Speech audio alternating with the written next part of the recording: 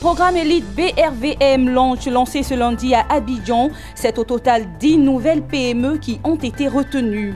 On parlera également dans ce journal de remise de certificats. Le Comité national de pilotage des partenariats publics et privés veut renforcer les capacités des acteurs de l'administration publique aux partenariats publics et privés. Et puis le Centre Kiné Médical organise un séminaire de formation sur la kinésithérapie du 13 au 15 décembre prochain à Abidjan pour lutter contre le handicap des enfants de 0 à 17 ans. Bienvenue à tous, très heureuse de vous retrouver pour le journal sur Business 24 Africa.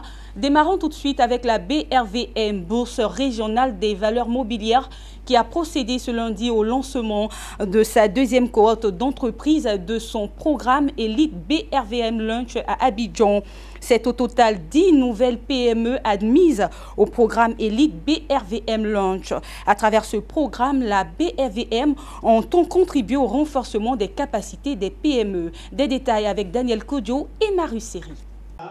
C'est officiel, 10 nouvelles PME sont sélectionnées et bénéficient du soutien financier de la BRVM à travers le programme Elite BRVM Lounge. Elles sont issues de divers secteurs d'activité, à savoir la distribution, l'industrie, les assurances, les BTP et les technologies de l'information et de la communication. Ces entreprises proviennent de 5 pays de l'UEMOA, le Bénin, le Burkina Faso, la Côte d'Ivoire, le Mali et le Sénégal.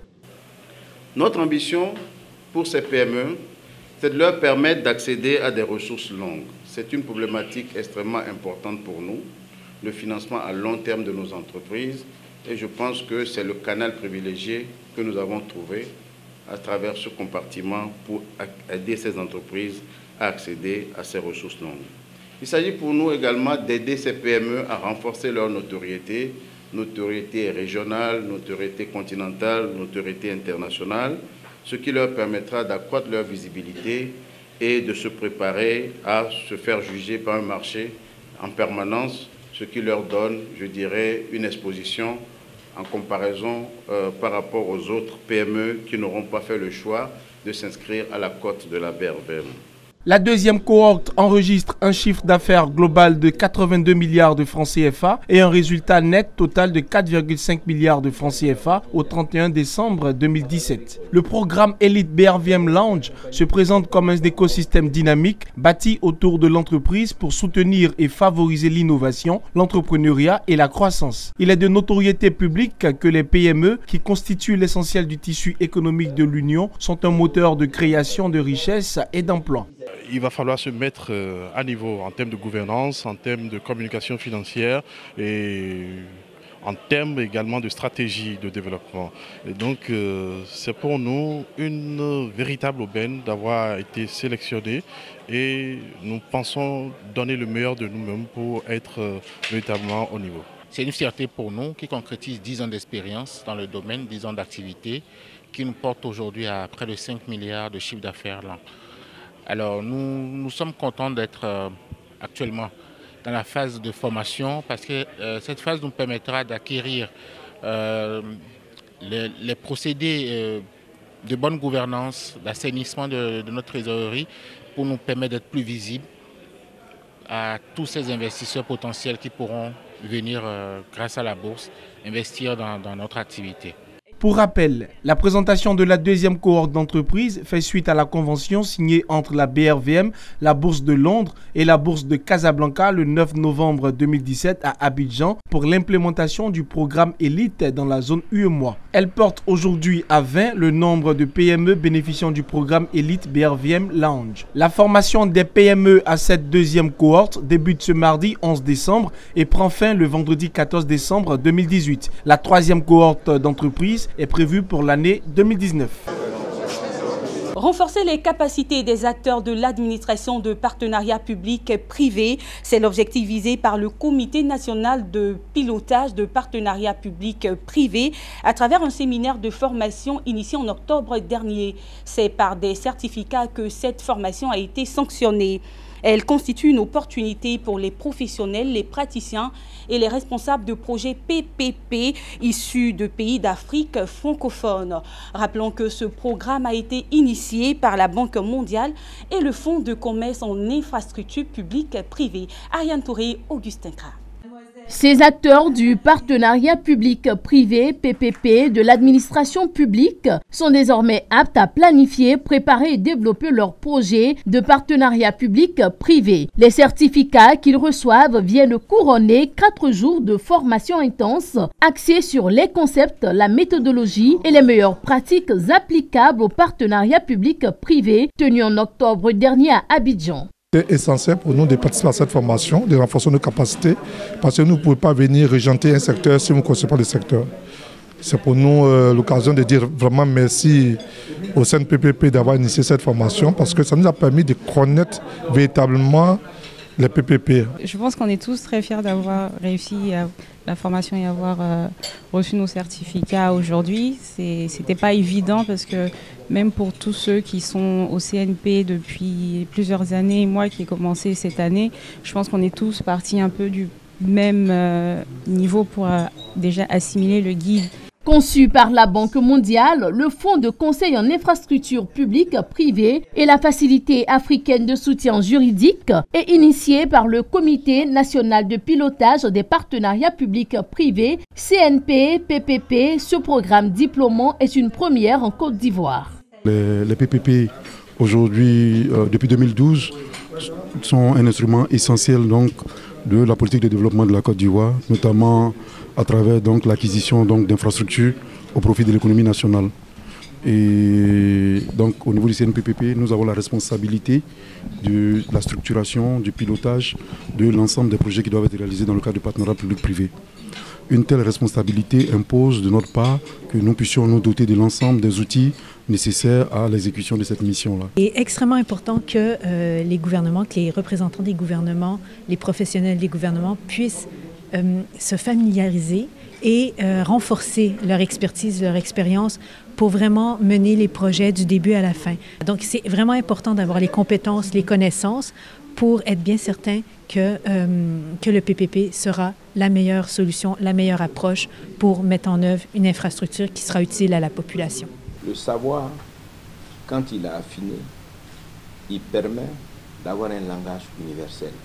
Le PPP est un instrument universel. Rappelons que le programme de certification PPP traduit l'engagement du gouvernement ivoirien de faire de la Côte d'Ivoire un acteur privilégié pour l'accélération de l'investissement dans les différents secteurs de l'économie nationale à travers le Comité national de pilotage des partenariats publics-privés dénommé CNP-PPP. La kinésithérapie au chevet des enfants souffrant de handicap. Un séminaire a donc été organisé à ce sujet par le Centre kiné médical du 13 au 15 décembre prochain. À la veille de ce séminaire, notre équipe de reportage est allée à la rencontre du promoteur de ces assises, Hervé Blayon et Maru Seri. Joyeux anniversaire! Jour spécial au centre kinémédical de Cocody-Angré, 8e tranche. Le petit Soumaoro Amir a 3 ans, il fête son anniversaire. Soumaoro Amir souffre d'un handicap et est interné au service pédiatrie du centre kinémédical d'Angré. Un moment de joie auquel se sont associés les autres pensionnaires du centre ainsi que tout le personnel soignant du centre. Généralement, nous avons les enfants de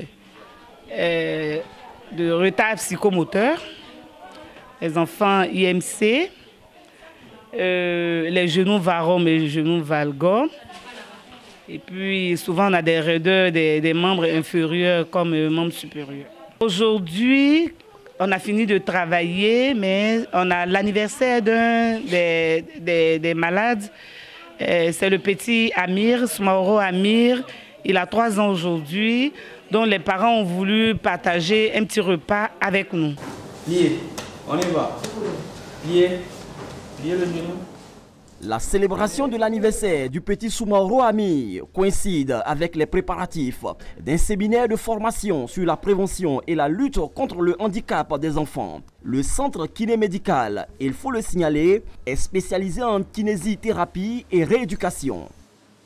Alors ce centre, nous l'avons créé il y a de cela une dizaine d'années, plus précisément en 2010. Et depuis, ce centre reçoit les malades et tous les patients qui ont besoin de kinésithérapie, de rééducation et de réadaptation, notamment la kinésithérapie, la rééducation avec l'appareillage orthopédique. Nous avons un centre d'appareillage ici. Et puis, pour ceux qui présentent des troubles de langage, nous faisons également les séances d'orthophonie. Aujourd'hui, il s'agit pour le centre kinémédical de promouvoir le dépistage et le traitement des handicaps chez les enfants, d'où l'organisation le jeudi prochain d'un séminaire de haut niveau.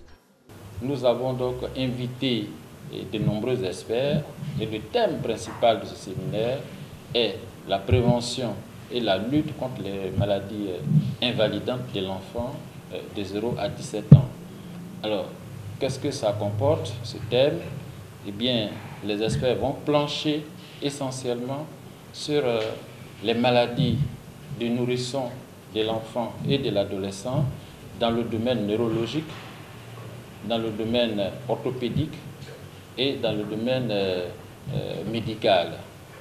Pendant 3 jours, à l'hôtel-résidence Niabé d'Angré, des experts venus de la Côte d'Ivoire, du Gabon et de la Tunisie plancheront sur le handicap des enfants. Objectif, sensibiliser et informer les populations sur l'approche médicale de dépistage et de traitement des handicaps chez les enfants. Et on sait aussi que beaucoup de personnes, notamment les familles, n'ont pas assez d'informations sur ce type de maladie. Et donc, nous organisons ce séminaire pour donner non seulement assez d'informations, mais passer au coup de fin en présence de nombreux médecins et spécialistes. Panel, consultation gratuite et journée porte ouverte constituent le menu de ces assises, censées apporter des réponses scientifiques à la prévention et à la lutte contre le handicap de l'enfant. Dao Paulin, actuel ministre des Sports de la Côte d'Ivoire et précédemment maire de la commune d'Atekoubé, est réélu. Il a été réinstallé à la tête du conseil communal d'Atekoubé pour 5 autres années. Les temps forts après le vote secret qui a consacré Dao Paulin, maire de la commune d'Atekoubé, avec Mon Désir Nascimento et Gilbert Lyon. Dao Paulin, actuel ministre des Sports de Côte d'Ivoire, réinstallé une fois encore à la tête de la commune d'Atekoubé. Après un vote secret entre conseillers municipaux dirigé par le préfet des régions des Lagunes, Dao Paulin succède à lui-même. Après 17 ans passés comme premier magistrat de la commune d'Atekoubé, Dao Paulin bénéficie de 5 autres années pour mener à bien son programme de développement. Il place son nouveau mandat quinquennal sous le signe de la cohésion sociale et la continuité dans le développement. De créer l'espérance pour les jeunes générations. Continuer à inspirer la confiance qui a fait que depuis 2001, je suis maire de la commune d'Atekoubé. Continuer à faire en sorte que la commune soit une commune de partage, de solidarité, de fraternité. Face à ses administrés, le premier magistrat s'est également réengagé à poursuivre les œuvres amorcées pour le bien-être de sa commune. Il s'agit entre autres de la construction d'infrastructures scolaires, sanitaires, économiques et sportives. C'est de faire en sorte que Atekoubé reste la commune famille. Et toutes les infrastructures que nous avons prévues, au niveau scolaire, au niveau sanitaire et au niveau de la voirie, nous allons le réaliser. Nous allons faire en sorte qu'Atekoubé demeure une commune d'excellence, que nous donnions de la chance aux jeunes générations, que nous continuions à ouvrir les horizons pour améliorer la qualité de vie de nos concitoyens. 6 adjoints au maire ont été aussi désignés par les conseillers municipaux. La commune d'Atekoubé, il faut le rappeler, fait partie des 13 communes du district d'Abidjan. Elle est située entre la commune d'Adjamé, qui est essentiellement commerciale, et celle de Yopougon, fortement industrialisée. La vie économique à Atekoubé est essentiellement dominée par le petit commerce et l'activité artisanale. Un mot de société à présent. Côte d'Ivoire, la première promotion d'experts en ingénierie de genre de la chaire UNESCO aux femmes et pouvoir de décision a reçu son baptême à Abidjan.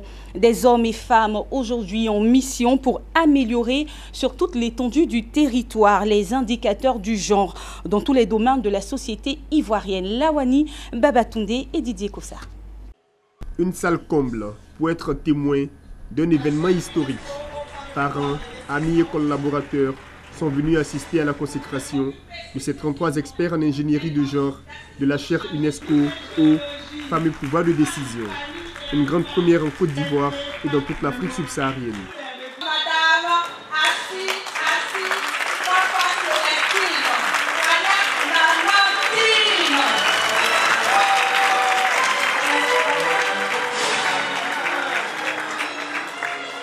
Aujourd'hui, j'ai fait la formation en ingénierie de genre pour pouvoir changer carrément de fonction. Je vais changer carrément de fonction. C'est-à-dire être dans les institutions, les ONG, et puis exercer pour le développement de l'ONG ou de l'institution dans laquelle je serai. Je veux intégrer le genre de sorte que cet outil nous permette de prendre en compte les injustices sociales qui existent déjà, afin que tout le monde puisse changer de paradigme et construire ensemble le développement de la région de l'Agnébitiassa. Le genre, contrairement à ce qu'on pense, est un outil de développement qui prône la pleine participation des hommes et des femmes, des filles et des garçons dans les processus de développement afin qu'ils en bénéficient pleinement. Après 9 mois de formation, cette première génération d'experts en ingénierie de genre a été mise en mission. Ils sont chargés d'accompagner la Côte d'Ivoire à améliorer ses indicateurs en matière de genre et de nombreux conseils leur ont été prodigués pour relever ce défi. Je n'ai aucun doute que vous serez à la hauteur des espoirs placés en vous. Oui, vous avez les capacités intellectuelles. Oui, vous avez les capacités techniques pour donner une réponse affirmative aux questionnements de vos employeurs. J'ai envie de dire de vos futurs employeurs, parce qu'il y en a 4 mois après, ils avaient déjà un autre emploi. J'espère que vous allez témoigner.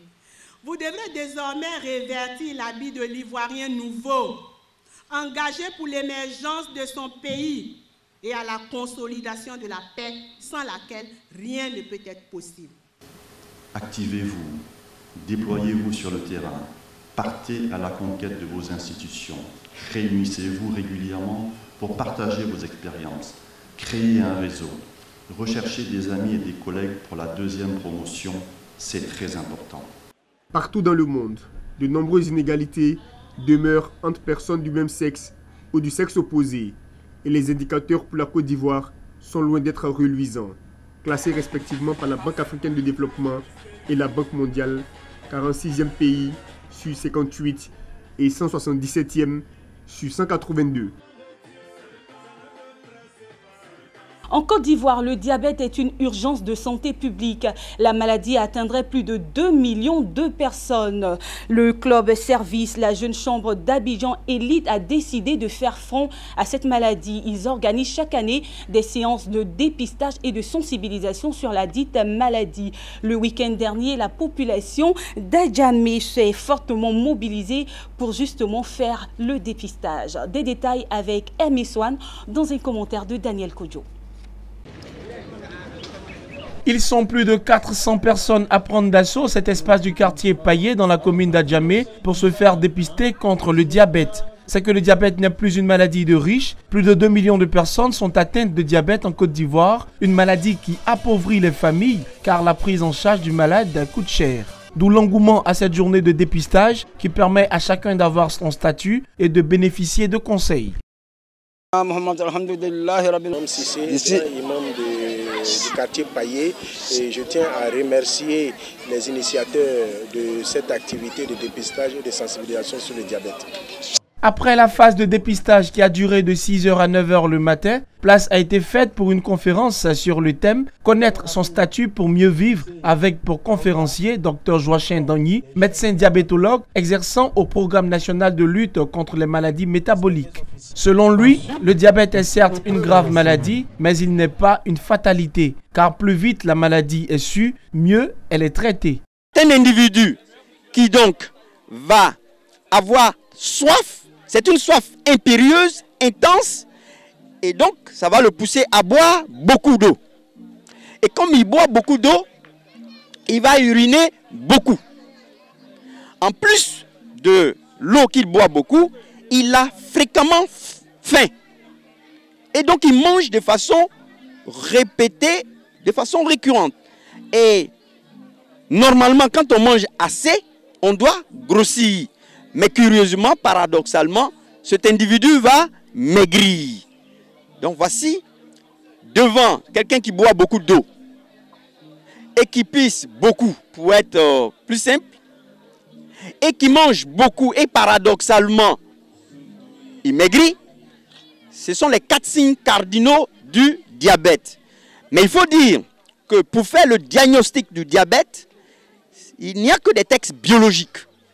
Cette campagne de dépistage gratuite et de sensibilisation est à l'initiative de la Jeune Chambre internationale, précisément la JCI Abidjan Elite. Pour le président exécutif de la JCI Abidjan Elite, Samou Diawara, cette campagne a pour but de contribuer à une meilleure santé et au bien-être des populations.